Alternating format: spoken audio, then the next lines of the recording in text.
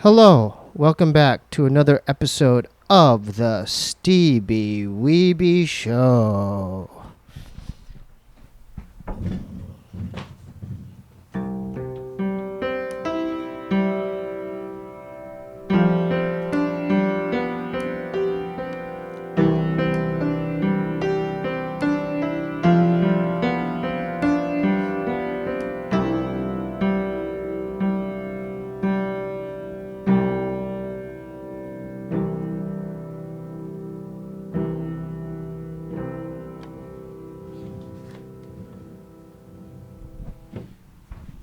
We have a very special guest tonight.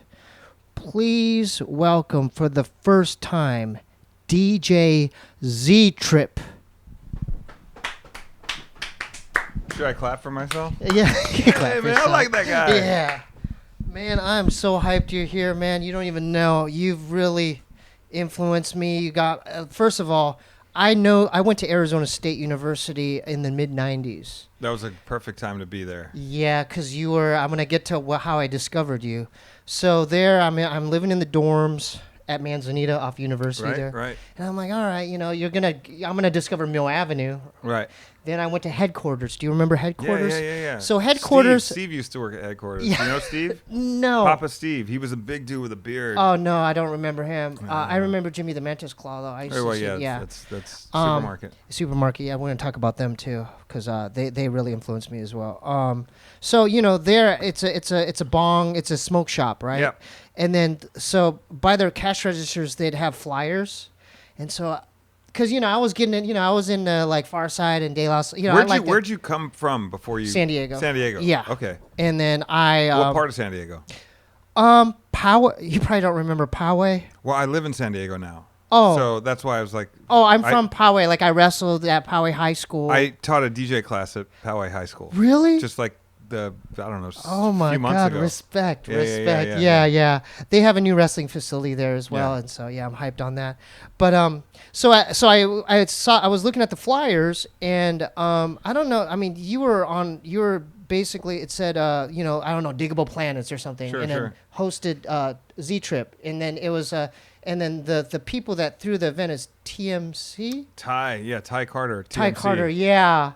So that's how I first saw your name, and then I never missed a show. I was there for the Far Side. I was there for Artifacts. I was there for Beat Nuts. Everything. You were at a lot of shows then. A lot of shows and then it was always off. Most of them were off Apache Boulevard. Correct me if I'm wrong. At the Electric Ballroom. There was Electric Ballroom. There was the Roxy, which was there. I don't know if you were there before they closed down. We did a whole bunch of shit through like Tempe, Mesa, some in Scottsdale, some in Phoenix. I mean, we were all over the place. Yeah, and then because you DJ'd throughout all of it, and then because I didn't really know much about it. Fuck, I opened. You're just making me I'm realize. I'm walking down memory lane. Well, the thing is, I opened for everybody. I opened for Notorious B.I.G. there, and that was at like Club Rio or some shit. But like, I remember Club Rio. Yeah. That was a Thai show. Did you do the Lyricist Lounge stuff as well? I fucking did everything. Everything. All of them, yeah, pretty much. Yeah. I mean, it was me, and then I was putting on people like Fashion, DJ Fashion. I remember Fashion. He used to sleep on the couch. Yeah, he's a white guy, right? Shorter, kind of. Yeah. Yeah, shorter. Yeah. But I helped him get his DJ thing going. I met him at a teen nightclub that I was DJing. It was just a whole nother funny story. But he's, him, all the Tricky T, all those guys, man. Yeah. And then what about Radar? Radar was in the crew in Bomb Shelter. It was me, Radar, and Emil. Yep. And the reason why I know that because I geeked out on you guys. I'm like, who are these guys? Oh my God! Well, you blew my mind, by the way. Thanks, man. It was the first time ever, and I know this is like we have younger listeners and viewers, but it was the first time where I actually heard and you were blending two different genres of music that normally wouldn't fit. Yeah. And you're doing it in real time with records. Yeah. And that's what tripped me out the most. I'm like, oh my God, he was like. It could have been like, I don't know, like B-52s mixed with something else. Yeah. Well, it was always, so the thing is, for me, I grew up listening to all kinds of music, right? So my whole thing was being influenced by rock records that my brother turned me on to. and then hip hop obviously came along, and I was totally influenced by it. But I was always trying to tie the two things together in a way that would like, okay, I'll give you guys a whole bunch of what you want and what you know, but let me see if I can throw this Pink Floyd in, or this Led Zeppelin, or this, whatever it was. Yeah. But blend it in a way that's still dope. Not like here I'm just playing a it was dope because like you would do it over a break beat. Yeah, acapella over a break, or drums over that, or whatever. It's always trying to like just push it a little bit. But then again, to me, that's like what hip hop was when I got influenced, was hearing DJs taking Kraftwerk records, or taking, records that weren't necessarily hip hop records and making them hip hop records. And so I was like just trying to extend what I was influenced by, And it was funny too, because at that time, like the 90s, man, that was like, this was 94, 90. I'm just letting you know, I was there 94, 95, 97. But those times, like that's when hip hop was finding its voice in a weird way. After it had already found its voice, it was finding a new voice. So, people were starting to sort of take on these different styles were happening. But what I was seeing is what was getting edged out a little bit was sampling of really odd places. So it's like, it became we're only going to sample funk. We're only going to sample James Brown. We're only going to sample like, Parliament. Or so it became sort of like this was the sound of, and I was like, no, man, like sampling is everything. And so I got a little like disenfranchised with like the overall. I loved it all, but I was like, it's getting to be very, you weren't having groups like Mantronics or, even DJ Shadow. When he came out, he brought a whole other angle to like sampling and, going in different places than just like, oh, here's this funk loop and we're going to rap over it. You know what I mean? Not that was bad. I just wanted more. Yeah. He's a great artist. He's amazing. Yeah. He's amazing. But so anyway, so it's funny because that's like, that's what was sort of like where the uneasy listening and that whole mashup thing, which a lot of people know me as, came from me being sort of bored. It really became more than DJing for these concerts or clubs or shows. It became mixtapes. Like I would go and get so and so's mixtape, and it would be like all the hot new exclusives, like the new Mos Def and the new whatever, and then I'd go hear the next person's mixtape, and it was like the new Mos Def and it became the same, like everyone's playing the same thing, tunes, and so sonically it was still dope, and I still loved it, but I was like, where's the oddball? Where's the curiosity? And so, but you did something different. Well, I was like, let me just slug in different, source material, or try and like take these things that.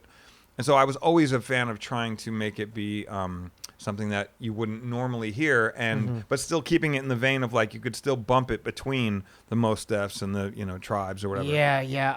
So I was curious about this because when I used to see you perform, were you freestyle? Like, did you have a certain set, or were you just making up it up? A little bit of both. I mean, because we were bringing records to those shows, so you're talking like like actual vinyl instead 4 of crates your of records, yeah, like bringing them, lugging them everywhere. Yeah. So for me, it was you'd have a couple routines that you had planned out, but then you'd also have I would take acapellas and instrumentals from different things, and it was like as long as I knew what tempo things were in, I could sort of bounce around. So I always laid my record crates out by tempo. Like I'd organize that's BPM, right? Beats per minute. Yeah, beats per minute, and then so you would match that up and then so it's like again, so like say I'm mixing a award tour, it's 100 beats per minute, and I'm mixing that, and I know that I've got the instrumental, but I've got this acapella thing that's at 100 beats per minute. I'll launch into the always having doubles of every record, so you could go from the vocal to the instrumental, put an acapella on, mix that acapella, take the instrumental off while the acapella is going, grab another instrumental of another thing, put in on. Yeah. So you're constantly like just keeping it moving. Yeah. But it was work. It was dude. It was DJing. If y'all haven't seen him perform, I mean, because you blew, like I was like equally as hyped to see you. I'm like, Z-Trip's on the flyer. Z-Trip's on the flyer. Z-Trip's on the flyer. I was equally as hyped, like, and like just my whole crew. Like I basically got into the art form, because I slowly got samplers through that time period. Because I want to talk about Supermarket as well, because they were another local Tempe hip hop group. Yes. That would open, they would be on the flyer with you. Right. It'd be introduced like Supermarket and then the main headliner. Right. So how did you meet those guys and like? Well, so we all used to hang out like in the same crews and like we all connected. Whether it be like you just at the end of the hip hop show, the last 20 motherfuckers that are out in the parking lot rapping and spitting. Yeah, those are the yeah. guys who are everywhere. They just live it, love it, and so you just see them at every hip hop event, right? Yeah, so shout out to Ruckus, Fluid, and Cursive. Yeah, man. Brandon B. Yeah. And Jimmy, man. Yeah. And Jimmy the Mantis Claw. Yeah. And all the other people that there was a million other cats that rolled in that clique, and they were sort of like the next wave of MCs and stuff coming up in Arizona. So we were always trying to look after them, like Puma and I remember Boo Puma. and those guys. Yeah, there was another guy. Oh God, he was a white guy. He was always on 6 a Mill. He always had like a leather jacket and leather gloves. Oh fuck, I don't know. That could have been. I forgot his name. But he was also a guy because he didn't look like a rapper. This is like pre Eminem. This is pre everybody. Yeah. Well, there was a whole bunch. There was a little squad of people that we all used to roll with, and some people would come and go, but like we had a scene. You know what I mean? That was the cool thing about AZ is, we were often overlooked because sometimes Arizona would be like the stop that nobody would make. Like, we're going from here, we're going to go to San Diego, then LA. And it's like they'd skip over AZ. But the cool thing about AZ is we had a scene, and because we didn't have so much outside influence, we were sort of left to our own devices, and we made shit dope. So, but by the time people would show up to play, and we were opening, because we didn't have, we were influenced and had our own circle and our own scene, and we really were about skills and pushing it. We would sometimes blow the openers out of the box just because we were on some like, this is how we get down. And B-boy, let's show everybody. Oh, there's a Tempe Bronx crew, too. Yeah, Tempe Bronx crew was that's some AZ shit. Yeah. But, Zero? Zero. Yeah, I still speak Shout out to him. to Zero. Yeah. All those guys. These names Storm, are coming up now. Storm, Zero. And then there was the B-boy. There's a lot of good B-boy crews, too. Fury Styles. Sour Patch. Fury Styles. House. Shout out to House. I remember him. There was a million cats out there. And they were all doing great shit. Flying Steps was, not Flying Steps, Foot Clan was another AZ. Anyway, but I brought this, and I thought you would fucking love it. This is for you. You know what? This is so crazy you popped this out because I was going to talk about Dumpkotch, my next series of questions. Right. So I have the CD of this, but can I? Is this for me? Okay, thank you. Yeah. This is highly so shout out to Supermarket again. This is a highly influential album for me because when I heard it, like me and my homies were kind of blown away because this is before I even had any gear. I didn't know how they're coming up with these sounds. It reminded me of like Beastie Boys mixed with Souls of Mischief mixed with Boogie Monsters. Because Monsters, awesome. because it had those guys' rapping styles were all over the map. Like Fluid was kind of the more raw guy. Right. Ruckus was more higher pitch, kind of Rocky, Romai, Far Side vibe. Brandon B, he was Cursive back then, was more like direct and like old school flow. But this album, did you?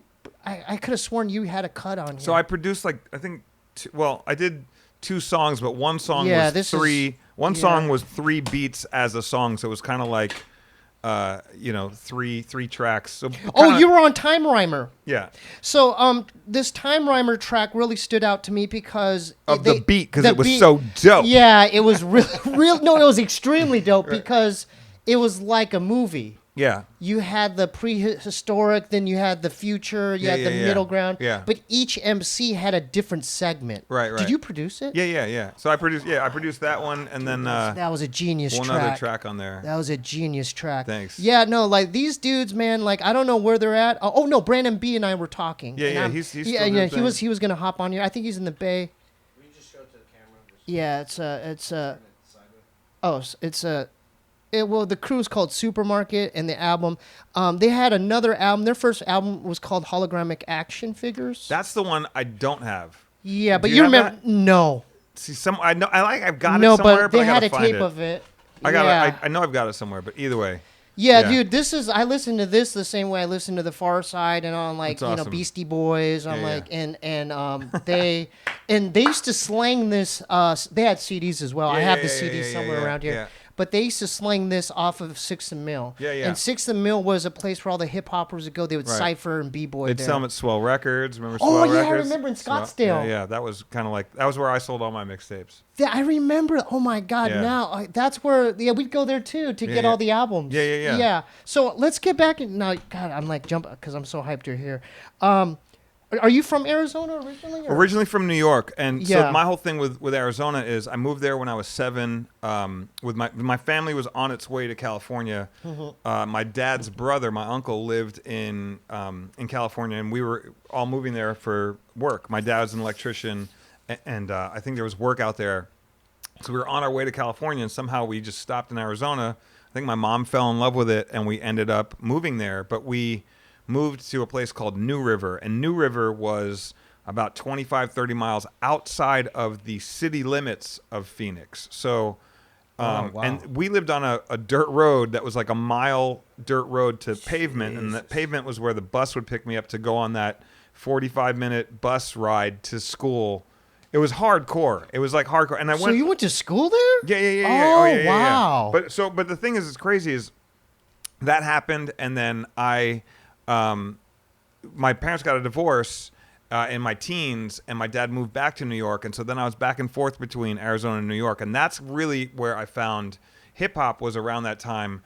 84, 85, 86, going to New York and buying these hip hop records, these regional records that nobody knew anything about in Arizona, and I'd bring them back to Arizona and play them for these Arizona kids, and they would be like, "What the fuck is this?" You know what I mean? So that's kind of how it started. And then the other thing of mixing rock and shit is like most people in Arizona at the time loved rock or popular music and didn't know hip hop. So I was always trying to fuse. I was always trying to get like my whole thing was in school. You'd have like the kids who would be into like breakdancing or whatever, and like, but they wouldn't hang out with the rock kids, and the rock kids wouldn't hang out with the b-boy kids, and so these two worlds, and I liked both of them. I loved, I could talk about Black Sabbath and Led Zeppelin and rock music, but I could also talk about like Curtis Blow and Nucleus and the Fat Boys or whatever with both worlds, and I saw the common thread, but some people didn't. But there were a few people who did, and I was always trying to like. I remember when the Beastie Boys happened. I remember like showing that to one all. Of my favorites. Well, that was when that happened. It was such Paul's Boutique, baby. Yeah, but even License to Ill, when that first album hit, yeah.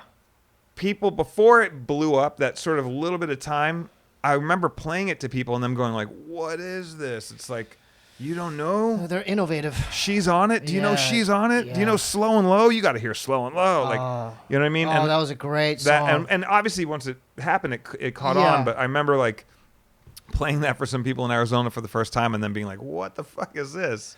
Yeah, I mean, did you end up, you did stuff with the BCs, didn't you? I did some sort of collaboration stuff. I did some mix work with them. So. Yeah. Let's go back to your trajectory as like becoming this great artist. Like, how did you get into DJing? Well, my thing is I was buying records, right? So I was buying like, extended 12-inch versions of things. I would hear Marley Marl and Red Alert on the radio in New York mixing these records, and I knew some of these records, but all of a sudden I'd hear a fourth verse of something. I'm like, what is this fourth? I've never heard this. Oh, it's like a B-side thing? No, it's an extended version. So they're playing like, the radio version was 3 minutes. They're playing the 7-minute version of something where it's like a whole nother verse or a whole scratch solo. I'm like, I know this song, but I don't know that. Where is that? Yeah. So I would go to the record store and buy the 12-inch versions of these things. And that ended up being like a crate turned into 2 crates, turned into 3 crates, turned into like, this was my record collection. And people would be like, hey man, why don't you bring your records over to our party and play them? And so I'd be like, all right, cool. And so I started playing records for people. But this is in high school, junior high. When was this? This was like early high school, sort of late junior high into early high school. Making tapes for people, like trying to spread this music around. And then that turned into me like buying 2 turntables and a mixer, and one was a belt drive, one was a direct drive. It was total like I was learning, but I was hearing all this stuff, being influenced by it, but I didn't have anybody that was teaching me. I was kind of. So that's why I didn't know. Like I used to. This is funny. I told this to Jazzy Jeff. I used to look at his album covers with a magnifying glass to see how he would weigh his tone arm for his needle, because I was always finding that my needle would skip, and I was like, "How's he doing it? Maybe there's something I'm not knowing." So I'd always try to just absorb as much information as I could. I mean, this is like, again, pre-internet, pre-YouTube. Like, how do you weigh a thing? It's like your weight distribution. Yeah, like what and what needle you're using, and like what what gear is. So so it's funny because I ended up learning how to DJ backwards. It's called hamster style. If you're familiar with this, explain to the viewers. All right, so hamster style. You have your right turntable, your left turntable, and your mixer in the middle. Normally, the way if you're scratching a record in, you would bring your fader in left to right. You'd be like, ba, ba, because you're bringing in this new sound. And when the fader is all the way over, this record is playing. And then when you bring the fader over to this side's playing. For me, I did that. That's how the normal way to do it is. But I always equated it to if I'm putting the record out, my hand's going, ah. My other hand should be going, ah, at the same time. It should be both going away from me instead of this, which is one's coming to you, one's going away. Yeah. So I hooked it up where it was going out. And that's how I learned, was to do it that way. So I kind of learned backwards, kind of like Jimi Hendrix playing the guitar upside down. Jeez. I learned how to DJ backwards. And it wasn't until I actually saw other DJs in an environment where it's like, remember I went to go DJ at some house party and there was another guy. He's like, why do you have your stuff set up backwards? I'm like, you got your stuff set up backwards. I don't know what you're talking about. Oh, right. Until I found out. Yourself? Yeah, it was all self-taught. So I heard and I was emulating what I heard, but I didn't have anybody to be like, no, this is how you do it. Yeah. So I sort of taught myself. And to this day, I'm still backwards. I'm still, whoa. Yeah. And it's just how I do it. How did you learn how to scratch and blend and do all that other technical stuff? Just all, again, trying to emulate the things I was hearing, but also in emulation, I was learning what things were happening, and I would trial and error. So it was a lot of woodshedding, man. Like as a kid, like, you know, a lot of people would go out to like, especially in high school, towards high school, I started taking it real serious because it's like, I got to master this. So other kids would go out to like that fucking high school football games or whatever, and I would be at home like, how many figuring hours it out. Oh, dude, a lot, as much as I could, because I would come home from school and go right to it. Like I was so. And by the way, it all even started prior to that with like pause mixtapes. I remember my mom explain what because there's a lot of younger. All right, so again, cassette. Yeah. This is a cassette, this is a tape. And so this is how you would hear music. I would record this off the radio in New York or whatever, and I would bring these back home to Arizona and listen to them. And so once my mom came home one day with a double cassette player, and normally it was just one cassette, you'd put it in and you play it like a Walkman or whatever, but this was the ability to put in a blank cassette in the other player and play this cassette, and you could record onto it. So if there's a part of the cassette you liked, you could play it and record it to this side, pause it, rewind the part, play it over again. So it was the equivalent of extending a break. You go to the next song. So I could extend. Well, that's looping. That's what samplers do. That's what samplers do. But that's what DJs were doing with records. Well, you had to do it manually like that? Well, that's how you would. If you would take a drum break from, say Apache by Incredible Bongo Band. There's a drum break, and if you wanted to continue that loop for people to rap over, or Walk This Way, Run DMC, was an Aerosmith drum break at the beginning of the song. You play that, and you just keep it in time, and then people could rap to it. That's how you gave them a drum break, right? So I was taking these 1-bar loops or 4-bar loops from a rock record and playing it, and then trying to like time it as I was rewinding and hitting like release on the record button to keep it in time. And it was really rudimentary, but you could get time consuming, man. And but if you had nothing else to tinker with, because now all I have to do is put it on a button. Now you can use your phone. Now you can use your fucking watch. This is a dinosaur. Yeah. But like, okay, so the step above that is this. Sure. And I had to figure this on my own as well. Yeah. But you literally just time it out and just loop it on a button. Right. And it automatically loops. Well, but prior to that, prior to having the machines or the ability to do that, I mean, there were machines that you could do that with, the SP1200 and a couple others, but I didn't have access to any of that as a kid. It wasn't like $2,000. It's like a $4,000 machine. My first sampler was an EPS 16 Plus, and that was by Ensoniq. Ensoniq. Is the keyboard one? Yeah, that was my first. And so once I got that, I was able to like start producing, and then I started producing. So that's kind of like a few years later. That's when I produced that stuff. Yeah, it's so crazy because check this out. Hold up. So when I was, once I just wanted to mess around with beats too. Sure. I bought this off a guy at the dorms. What is this? This is my first sampler. Holy and you shit. can put batteries in it. What the fuck is this? A Roland what? I bought it off a DJ Yellow Jacket. I don't know if you've heard of it. He was a Japanese guy. Look at this. You need for the memory, like this memory card, old school. How much sampling time do you have on this? Not much. Who even knows? Not much. Yeah, I mean, you could loop a break beat and then put a couple jazz samples. Yeah, little hits. But so before I got this, I would run into DJ Jimmy the Mantis Claw. Yeah. Because after this dropped, my mind was blown, and Sure. I was like, oh, it inspired me. And then I kept, how you guys doing this? Like, what are you using? You know? And then he was like, hey, just I don't know. You know, like a lot of that stuff is like Jedi secrets. Yeah. So he wasn't really that upfront about it. Well, but I had to figure it out on my own, and I'm glad I did. The thing is, like, also, all of us were figuring it out on our own, and that's the thing. I think about Arizona is because we were all these misfits and weirdos that sort of came together. I mean, that's kind of what Bomb Shelter was. That was me, Radar, and Emil. But it was me. But it was me and Emil prior to that because I met him when I was working at the Warehouse Records and Tapes in the mall. Explain to the viewers what Warehouse Records Warehouse Records and Tapes was kind of like Tower Records, or I guess they had Music Plus out in L.A. Yeah. And, you know, any record store chain, right? Yeah. Your Best Buy or whatever. But it was like just a record store. Yeah, record store in the mall. And Emil worked across the way at a pet store. And we would get there in the mall early and be setting up when, like, no one's in the mall. And I remember, you know, when you get there early, you're the first guy in, you get to put on whatever you want, and you just crank it up while people are getting into, you know. We open in an hour, and you're prepping all your shit or whatever. Yeah. And I remember I was blasting Kraftwerk loud as fuck, like just bang, like just, you know, in the store, busting the speakers out. And I hear this tink, tink, tink, tink, tink on the glass. And I look over.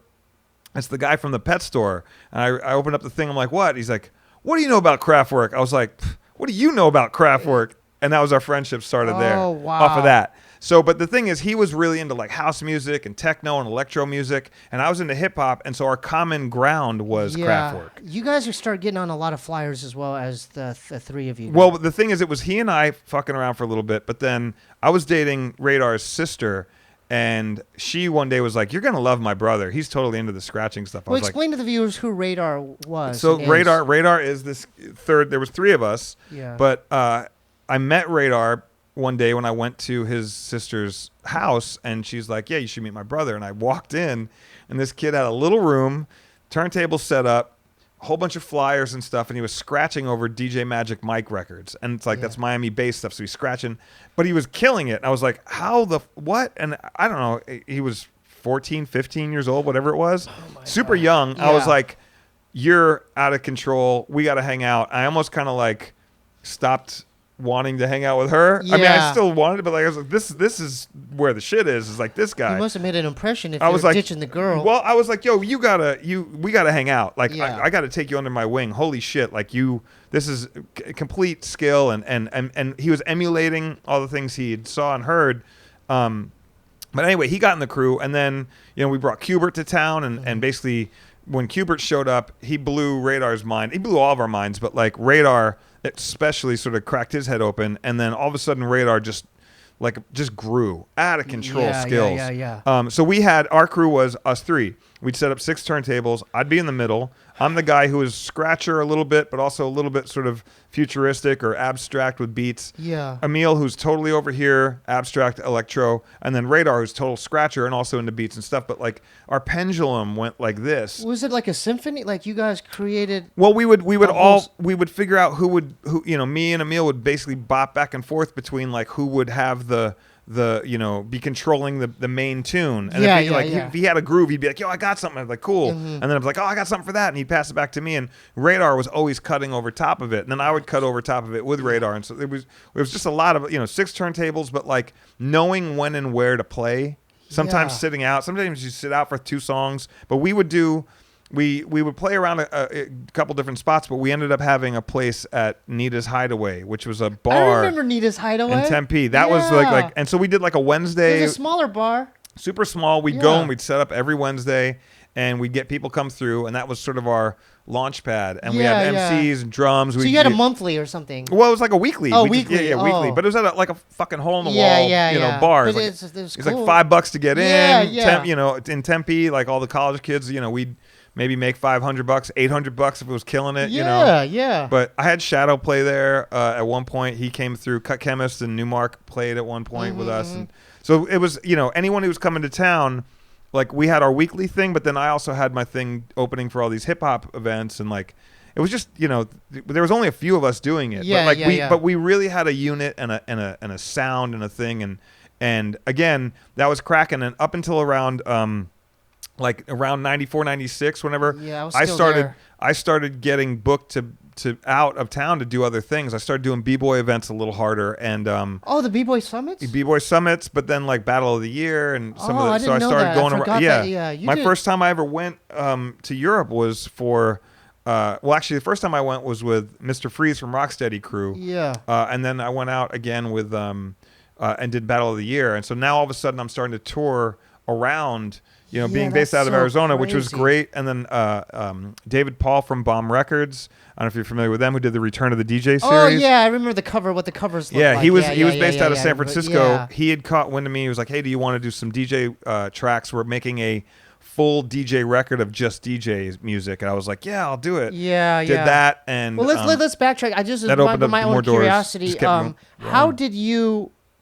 What's the difference between doing like regular like opening up for Souls of Mischief opposed to doing a b-boy event? Like, do you have to cater differently as far as different music? I mean, people, b-boy events, breakdance, they want to dance to funky breaks. It's like, so there's a little bit more of like you're specifically playing a style of music to have them dance, whereas playing or opening for a show, if it's like Souls of Mischief or Dell or whoever, it's like you're playing these events where you're playing hot hip hop tunes for heads, and could be like Organized Confusion song or whatever. It's like something you wouldn't necessarily dance to, you might receive and digest more. You might do some wordplay or scratching or whatever. So it's I was doing those things in addition to also DJing to pay the bills at these nightclubs around Arizona, where it was the equivalent of the Top 40 club. Yeah. But like that was the thing. So I would go and I had that as my gig, like my steady bread and butter, playing like mostly music I didn't really love. But it afforded me the ability to buy records I did love. And then, I would go and I'd DJ that from like whatever, 9 to 1 or 2 in the morning, then go to the car, take off the fucking, tie or whatever the hell I had to do, and then put on this, and then go to the after hours hip hop club and play there. You know what I mean? Yeah, you mentioned Dell, right? Mm-hmm. There's something I was looking up on YouTube. I don't know if it's you. Just I'm glad you're here. It was on Yo MTV Raps. It's like Casual and Dell, and then but there's a DJ. Well, did you DJ for them at any time in your life? Yeah, well, I did, but not for Yo MTV Raps, unless it was a clip that somebody took. It was a clip. Okay. I think it was you. It was you. I think it was you. Well, then I got to see that clip because here's the thing. I DJ'd for Casual and Dell in Europe when we went out there. So it was that's what it was. It was from that then. Right? Okay, yeah, it was from that. Yeah, but it was on Yo MTV Raps. No, this is what it was. It was a cutaway. So it was them getting interviewed, but then they would cut away to them performing in between the interview. Do you know where this clip is? I'll send it to you after. Holy shit. Oh, you didn't know about it? No. Well, here's the thing. So we got booked. This is whatever years later. I got booked to go DJ in Europe on a tour, and it was me, Casual, Dell, 7L and Esoteric, and Mr. Liff, and and a couple other people on that tour. It was like all the Brick Records guys from Boston. So we went out there, Virtuoso, another MC. Yeah. So we were out there, and we did, I want to say a few weeks, but in like show 2 or 3, Casual and Dell's DATs broke. And what's a DAT? Explain to me. A DAT is digital audio tape. So it's basically this, here we go which is an analog tape. This is great. But it was a tape where it read it digitally. So it was, at the time, it was the equivalent of a CD. Like CDs weren't out yet, but it was the tape version of a CD. So the best quality you could get, whatever. So MCs were performing off of DAT tape. So they'd play their instrumentals on this. Right. So back in the day, we used to, use records. Yeah. These guys would show up and be like, "Here, play my DAT. Just play it. The show goes, all the way through, and they would just rap to it." They broke theirs. It broke like 2 days in, and so they were like, "Hey, will you DJ for us?" And I was like, "Well, sure, but you like have their instrumentals." No, but that's the thing. I was like, I only have my set that I came out to do, so like I don't mind, but like if you want me to do your shit, I'm gonna need your song. So I got on the phone with Domino from Hyro and was like, "There's their manager now." Well, but he was their producer. At the time. Okay, I forgot. I was like, "Look, send me instrumentals." He's like, "No problem. We have show wax, So basically, they sent me the instrumentals, all the instrumentals for Souls of Mischief, Casual, and Del, all the hieroglyphics instrumentals at the time, which nobody had. Well, you had it. Well, all of a sudden, I had these fucking instrumentals because I had to DJ for them, and it was great because after the tour, I was like, "Yo, I got like." Oh, you got to keep them? Yeah. Oh, that's dope. So for like, I had these, I'd bust them out at shows and be like, "Yo, what is that?" That's because you could use them when I'm playing, when you're playing live, which was dope because now no one had ever heard any of the instrumentals from Dude, their beats are so dope. The best. They're the fucking best. Yeah. No Need for Alarm. Yeah. Fear Itself. Exactly. 93 Till Infinity and on and on and on. Domino, Dante Ross, all these guys who were producing their shit. Like I had these tracks and that was like you'd flash on people. You'd be like, "Yo, check this out," and you show other them DJs. Yeah, they'd be, "What? You have the instrumentals?" It's like, it's right. Yeah. But here's the downside was, it fucked me up because I went out there to DJ just for myself for this tour. But I ended up like playing and then playing for 2 other artists. So I was basically on stage for like the whole 5 fucking hours. night. Yeah, like it was a lot of work for those records. How did you, man? That's so. Do you still have those? Fuck yeah, records now? Of course. The original instrumentals from old hieroglyphics. Of course, from Casual Del and No Need for Alarm, Fear Itself, and the 93 Till Infinity, the first, or not the whatever the first. Yeah, that was the first record. Yeah. So did they? Because that's how I discovered. Oh, I already knew about Souls and Del, but when they start coming to Tempe, that blew me away. Yeah. Because I'm like, oh my God, they're coming. Yeah. Like, how did you get involved with TMC and then getting all these great acts? Well, Ty just knew me from being around the way, and like I was the hip hop guy to go to. You know what I mean? I was kind of like the hip hop guy there, so. It was just like, "Yo, you want to open? You want to play?" I was like, "Sure."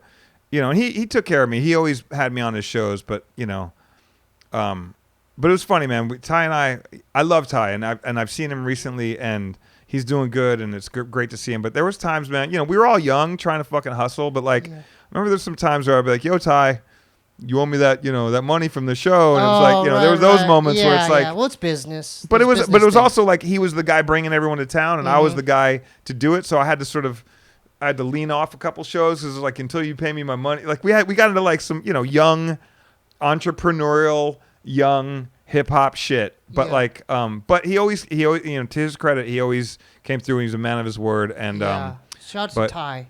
Yeah, Ty Carter. Hey, correct me if I'm wrong, because when when we try to do like little shows here and there, did his mom promote too?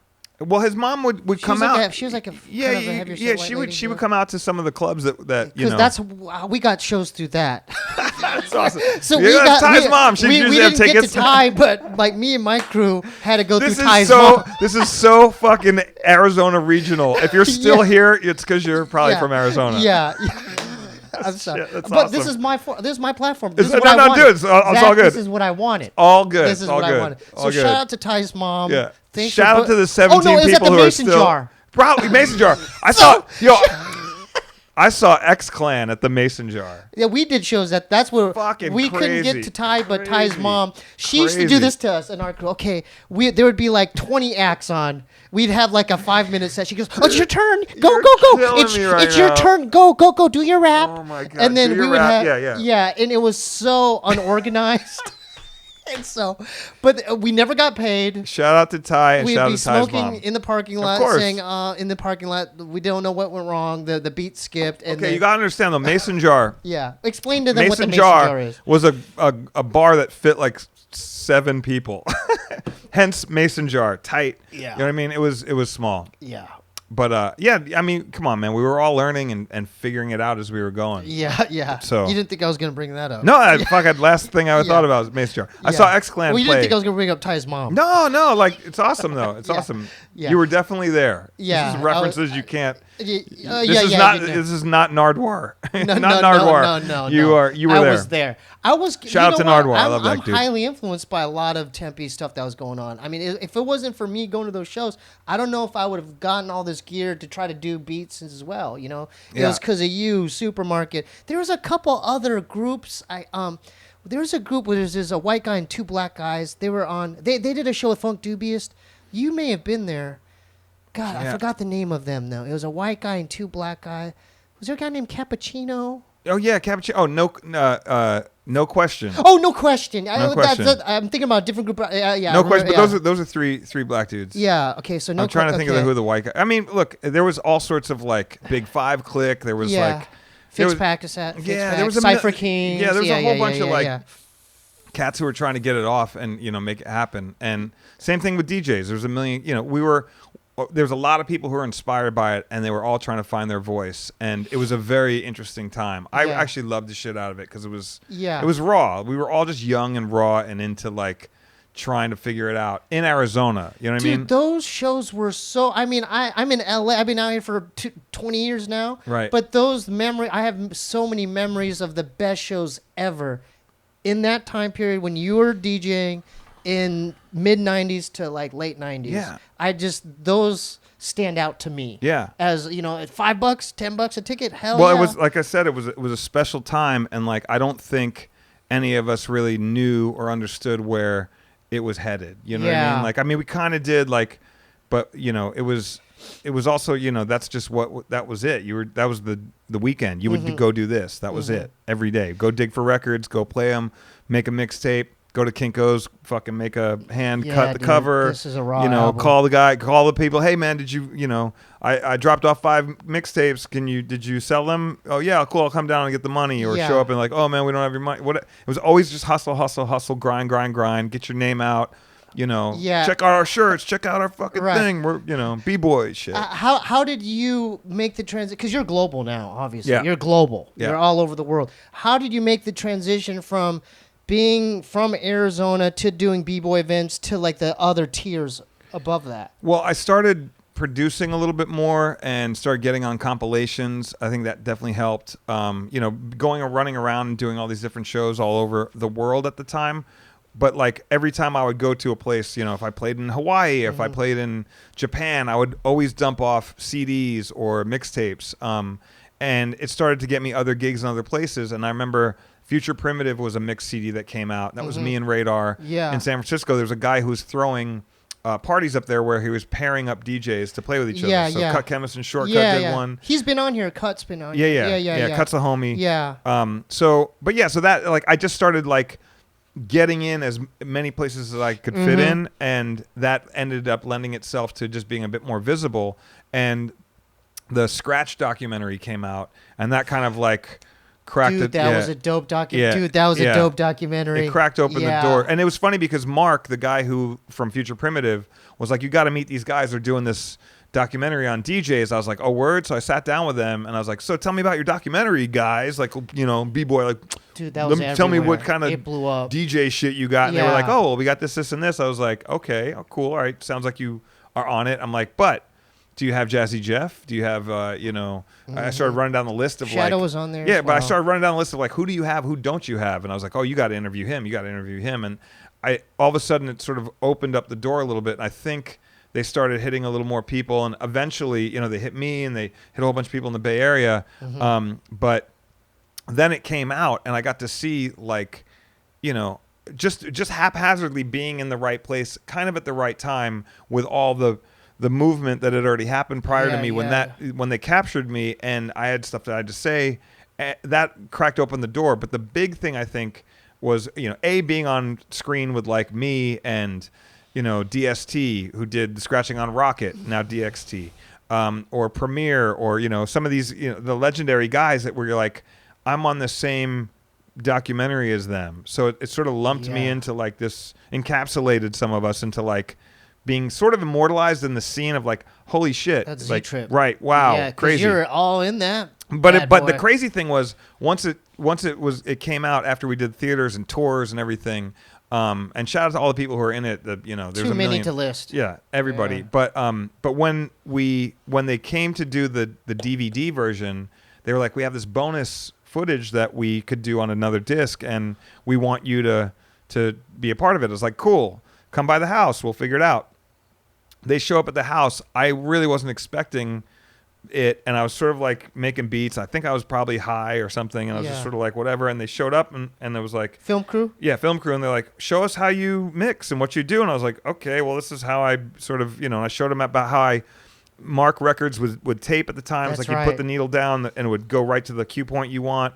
I showed him about sort of pitch and mixing, and so I did a little tutorial, and I didn't really think much of it, but that ended up coming out on the bonus DVD, and it ended up being a huge segment, and it also, because I think it started making noise, at some point MTV aired that whole segment, 15 minutes of me, which I wish I would have known, because I was like, just high, showing the camera crew what. Yeah, and you're at your spot, just doing your thing. But they ended up broadcasting that everywhere, and that opened up a lot of doors. But at the same time, I'd put out this mix called Uneasy Listening with DJP, and that was in the 2000, and that had made a lot of noise. It got some recognition in Rolling Stone and Spin and all these magazines, but it's kind of at the same time Napster was happening, so this CD started getting passed around and file sharing. And then while that was happening, my manager at the time was able to get me a slot opening up for Linkin Park, and Linkin Park hadn't had the success of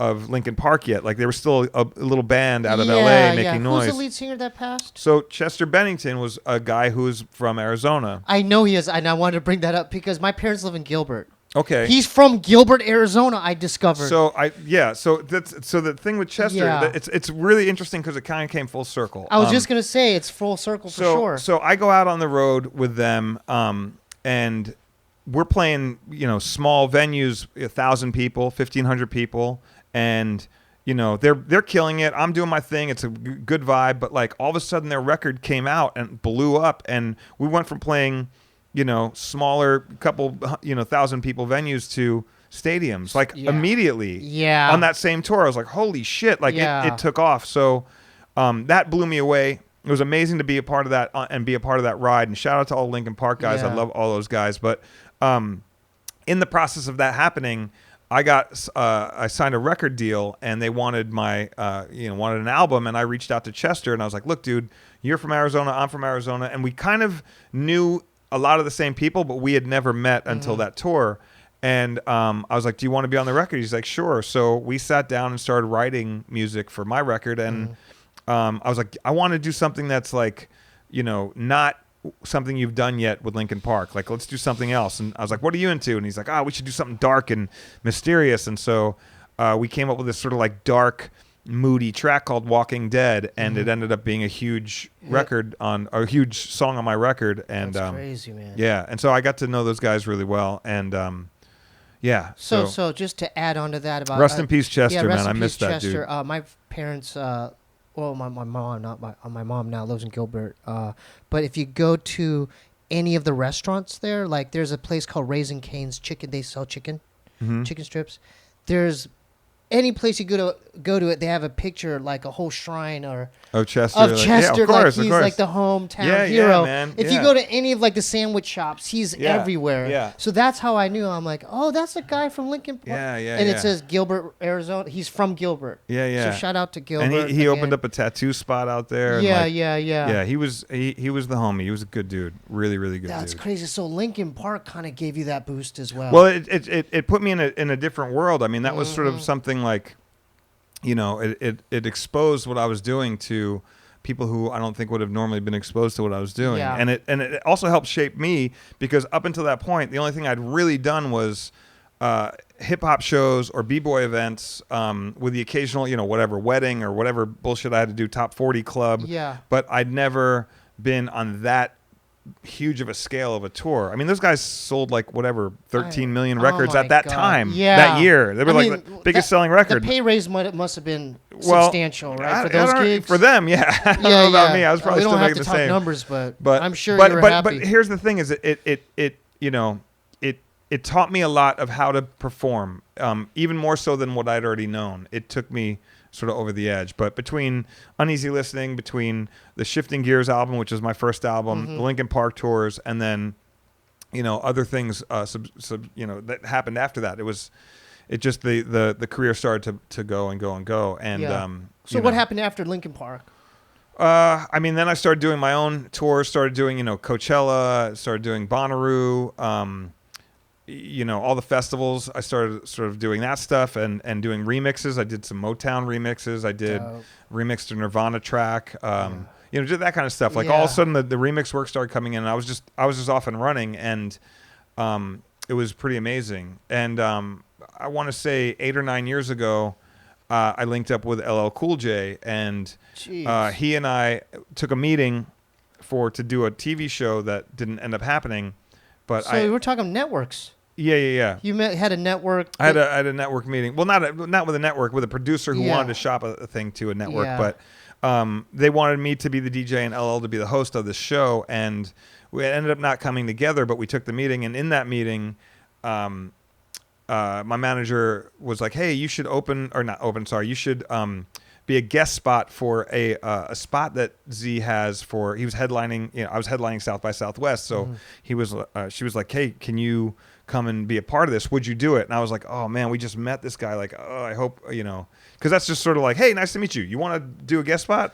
But eventually, his team agreed to it. He agreed to it, and we went to go do the show and in Texas. In Austin for South by Southwest, and we did the show, and the chemistry that we had was so good, and it was very much like it was just powerful, and we both walked off stage being like, "Wow, Art, this is incredible." And it was just him doing a guest spot on my thing, and we realized it had legs, it had the ability to grow. Yeah. So we did a couple more shows here and there, and then eventually it just became like, let's do more of this, So that's crazy. So yeah, we've done Austin City Limits, we've done Lollapalooza, we've done a million, we've toured the world, just he and I, and it's been great because it's like, I never set out I never really set out to have any of this happen, but the fact that I've just stayed true to what I do, and over the years, it caught on. It's just the connections have naturally formed. Already? So. I feel like we're just getting started. We're out of time. It's good to see you guys later. Shout out to Gilbert, Chandler, and Mesa, Arizona. Yeah. Back to DJ Radar. This is just my own curiosity. Sure. Didn't Radar innovate some kind of pedal? Well, he was doing like live looping. So he was doing some stuff that, some people have made it, very popular now.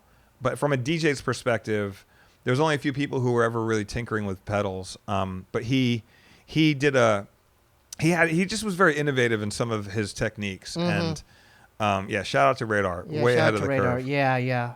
I invited him to my dorm room when I went to ASU and to smoke him out, but my joint was only this big, and I ended up just playing. I put a CD of he probably already had all of the High Roll albums, but I put on 93 Till Infinity and just like stared at him.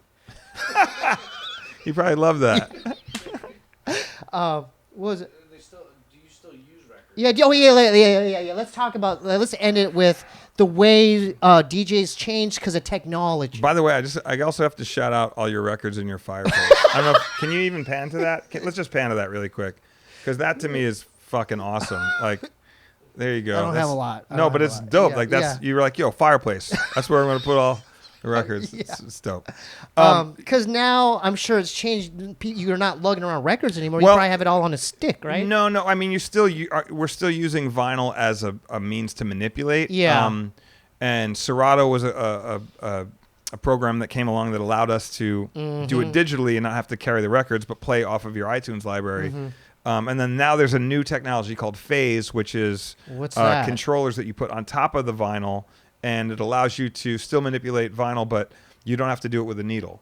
So it's reading movement. So basically, because that was always the issue is, anytime we do shows, like, there'll be shows that I do with LL where, it's the stage is bouncy, and if sometimes we have b-boys out there and they're breaking, or there's some sort of thing happening, or he'll be just doing his thing, and then it'll be a little bouncy. It's the age-old issue that any MC and DJ proper have had is that. The needles, got to keep the needles from skipping, right? Wind, sometimes sun, there's all these different things. So or bumping it. Well, there's a million different variables that would always make it harder to perform live in certain places. Now, with this thing, it eliminates that, and you can basically do all what you need to do. Sometimes it doesn't even need to be on a vinyl record. It could be on a plexiglass record. It could be on a like anything. a dub plate. Well, anything. It could be you could go to Home Depot and cut out a circle that fits the same size of a 12-inch of whatever material you want, as long as it sits over the spindle. Yeah. And the thing sits on top of it. So if you're out in the sun or whatever, it's like you can still manipulate whatever the record or whatever the thing is, the vehicle that won't warp, So there's all these things, but the technology, it's called phase. They're from France, and that's the bleeding edge technology. That's right now. crazy. So that's what I'm using. So we still have a few minutes, right? Now is the time where I felt like we didn't have enough. I felt like it just flew by because we You want to do 2 parts? Yeah. You have to come back. Come back. I'll go change real quick. And we'll come back. I'll grow a beard out real quick. I wanted to plug your social media as well as future show dates and like if you have a website and all that. Sure. Well, it's DJZtrip.com is my website. But it's really it's just sort of a hub for where to see other things. I post all my concert dates there. Z-Trip on Instagram, ZTRIP. And there's always something to plug. There's always some crazy show or always some weird thing that I've got my hand in. Yeah. Whether it's film, whether it's producing, whether it's remixing, whether it's live performance stuff, whether it's stuff with LL. I just came from a meeting with Mark Mothersbaugh from Devo.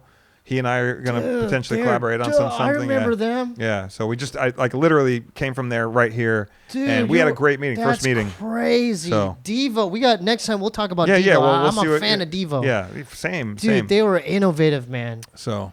Wow. Yeah. So that's crazy. There's a lot of things. There's always some crazy. What was their first album? Their Potatoes? Well, it's Devo, right? Yeah, but they had even stuff prior to that. Okay. But that's the album I have somewhere. Yeah, well, they're the They Potatoes. had a few. But Mark has been, he did Thor Ragnarok. He did, Pee-wee's Playhouse and all that stuff. I'm a fan of both. Rugrats. He did like all this different stuff. He did all the Wes Anderson, not all of them, but most of the Wes Anderson movies. But like he and I were sitting down and talking and collaborating on something, and it's just interesting how I've just to anyone out there who is looking to do this as a career, the one thing I will say is just stay very true to yourself and your sound and find your audience and just lock in. Don't worry about, like, I always trip on these young DJs who come up to me like, how do I do it? It's like, man, just find your sound, lock in, and put in the work, and eventually things will come around. And now it's easier, wouldn't you say, because of platform, it's social easier media. to connect. It's easier to connect, but like you still got to put in the hours. Like, it was funny, Mark, the thing that I loved about, we had a great meeting, but one of the things he said that I was super flattered with, he's like, I've seen a million DJs do different things and I'm not really into DJs. He's like, but when I saw you doing your thing, you're doing something different. You're utilizing it as an instrument. You're doing different things with it. I could tell it's not what I know. And I was like, the fact that he picked up on that was like, hey man, let's link is flattering to me because again, most of the time I'm just head down doing what I do, and the opportunities arise out of just putting the time in. That's and amazing, and just man. Kind of the warpath. You just are going, and eventually you look back and go, oh shit, like you did all that this happened. stuff. Yeah, I performed on the Grammys. I would have never thought I would have done that. You know what I mean? There's on the Grammys? Dude, there's some. That's I've opened for the Rolling Stones. There's these things that that's for part 2, 3, you know what 4, I mean? There's a lot of things that are just milestones that I forget because I'm on to the next thing. So whatever's in front of me in the next 2 weeks, that's kind of where I'm at. That's you know amazing, what I mean? Amazing. Just going. Yeah. Dude, that was a pleasure. I mean, I feel like we didn't have enough time. We talked about Tempe a lot. Yeah. And we'll get off the Arizona next time. No. Next time we'll come back and do... As a fan, as a person who lived there at the time, like you guys had a real big influence on like I appreciate that. Yeah, I was just like, wow. I really there's no fucking time left, but I wanted to pick your brain. Like, how did all this come about? How'd you go from Tempe to this? Like, you know what I mean? Like, it's just an interesting... Well, I kind of lucked out because my brother brought me to a podcast called DVD ASA, which at the time was David Cho, the artist, and Asakura, the porn star. And that way, through that, I met Money Mark from the Beastie Boys. Well, yeah, I love Money Mark. We formed a band, Mongchi, with Dave and Money Mark. And we recorded an album in Big Bear. And then that's how, because I gave up on rapping. Like, I was putting stuff out, like, just by myself. But I was working at Fat Sal's. Sure. But then they're like, hey, do you want to come to Big Bear and record this album or at least jam? But that ended up being, we recorded this album.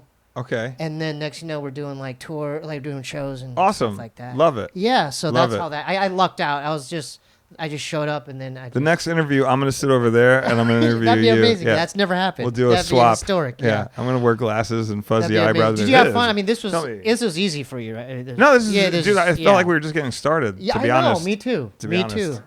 Part two.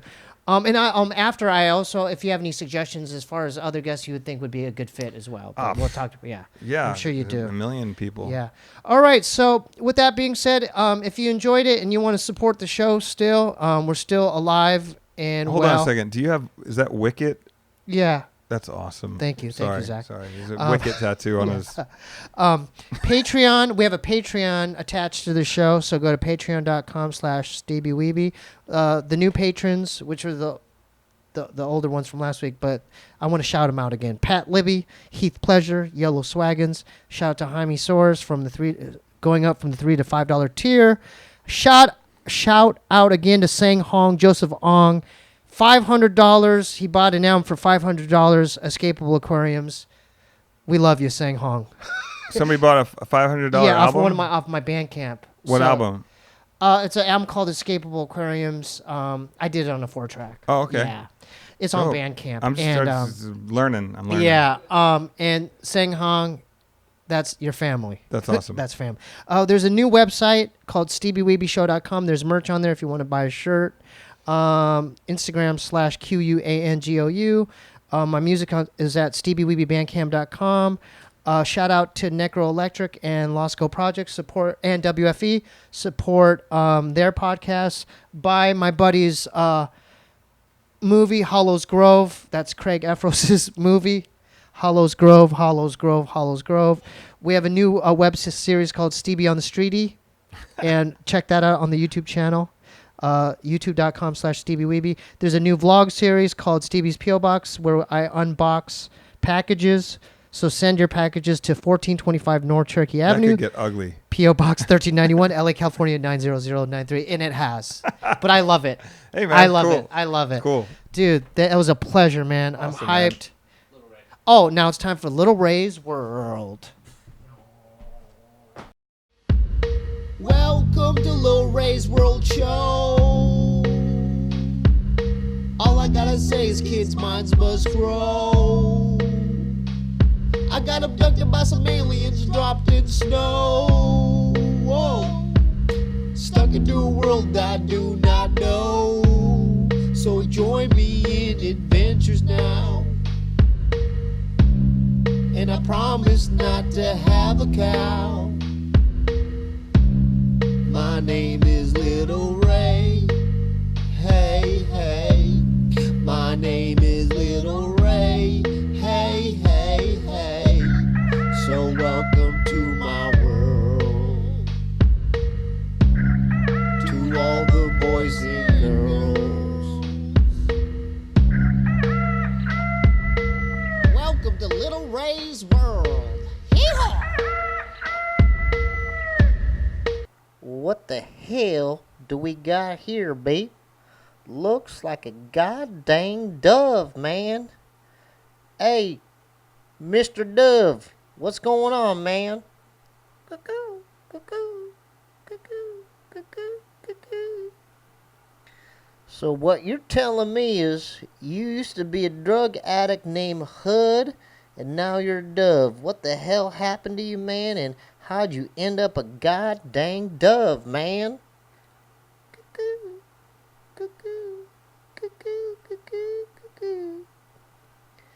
Well, what you're telling me is you used to smoke joints dipped in PCP. I think you call them sherm sticks, right? Beep, beep. Yeah, that's right, beep. And how the hell did you die there, Mr. Dove? Cuckoo, cuckoo, cuckoo, cuckoo. Well, you decided one night to drink a fifth of vodka. You smoked some sherm sticks and decided to run into traffic and got hit by a goddamn car and you died? Cuckoo. Now you're a goddamn dove named Hood, and me and Beep wrote a song about you, son, and it goes like this, man. This one's about Hud the Dove, that poor old bird, man. Hud the Dove was not a thug, but he liked to smoke some drugs as he tugged on his clothes, puffing as he stared above. Where is love in his spliff, mixed with angel dust to give him a hug and it did lift. Warmed his hands just like a pit. Hud the Dove, he even chugged the vodka, man. He killed a fifth, he needed to put a plug in the jug that he shoved in his mouth. One day was out, wandering the streets to shout, high on PCP and leaping free like a skipping frog. Man, I miss the 25th of December, sipping nog. Hud the Dove, he got straight hit. Crossing traffic, he was lit. Drug induced just like a goose. Now he left his human suit. Spirit went into a dove. Man, I miss that root beer mug over a cold six-pack on my favorite can of bud. Hud the Dove, you can bug me and be just like a pug. My wife used to say that my penis looked like a spud. Oh, Hud the Dove, oh, Hud the Dove, oh, Hud the Dove, oh, Hud the Dove, oh, Hud the Dove, oh, Hud the Dove, oh, Hud the Dove. Join us in about 2 weeks for another episode of Little Ray's World, man. And make sure you go to www.steebeeweebeshow.com and get some of that cool merch, man. Let's get her done.